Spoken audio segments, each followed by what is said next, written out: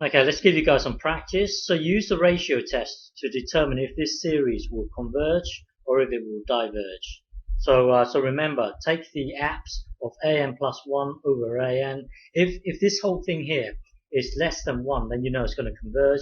If it's bigger than 1, you know it's going to diverge. If it happens to be equal to 1, then you can't determine anything.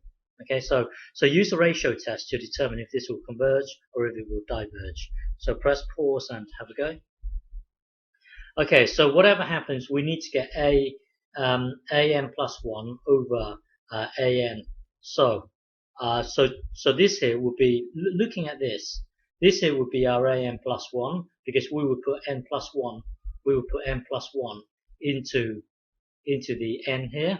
So that's an plus 1, that's n plus 1 here to the power of 1000, and then put n plus 1 into here.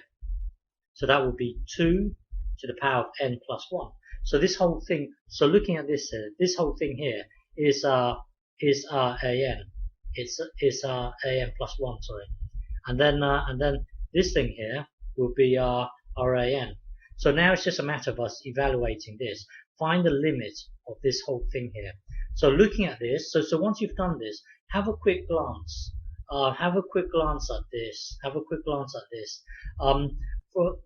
Remember, n is moving from 1 to infinity. So in the realm of 1 to infinity, this would be positive. In the realm of 1 to infinity, this would be positive. This would be positive. This would be positive. So you can really just discard the whole thing here. You can discard the absolute sign. So and then you've got this thing divided by this thing. So you can just say you've got this thing times the reciprocal of this. So this is your an plus 1, and then times the reciprocal of this thing here. So hang on, let's start again. So once you get to this stage here, have a quick glance. In the realm of 1 to infinity, this will never be negative. This will never be negative. So you can just discard the apps.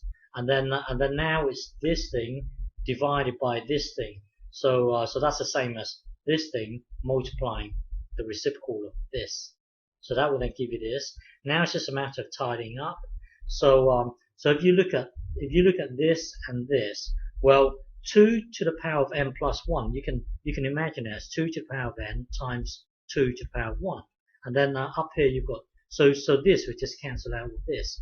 So the point here is that this and this will just leave you with a 2, and then move this across here. So you can well, this thing here is this thing here. So you can pair this up with this. You can pair it up. So basically, tidy this thing up. It will then become this. So now you want to pair these two up so that you can do this. So you can rewrite this as this, and then this stays the same. And then what is the limit as n tends to infinity? So as n tends to infinity, if you look at the numerator, when n gets bigger and bigger and bigger, you're going to add this irrelevant 1. So when n gets bigger and bigger, the numerator will just act as an n, and then the denominator will act as an n. So this thing here will be 1. As n tends to infinity, the limit of this thing here will be 1. Or you can do this, or you can divide by n, divided by n, divided by n. This will be 1. This will be 0, because as n tends to infinity, this will be 0, and then this thing here will be 1. So you've got, well, it's going to be 1. As n tends to infinity, this thing here is going to be 1. 1 to the power of whatever is going to be 1. So the limit of this, the limit will be a half. So the limit will be a half. So so this whole thing here, the limit will be a half. Well, if this thing here is a half, then from the ratio test, if it's, well, half is less than 1, a half is less than 1. So the ratio test will tell us that the original series will converge. Okay, so the original series will converge. So this series will converge. Okay.